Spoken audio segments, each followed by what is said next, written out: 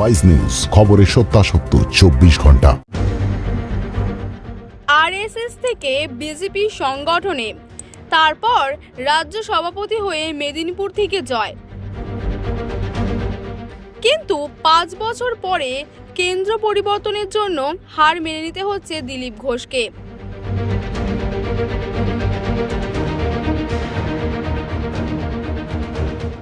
বিজেপির আসন কমেছে, সেই সুযোগে দর কষাকষি করছে শরিক দলগুলি।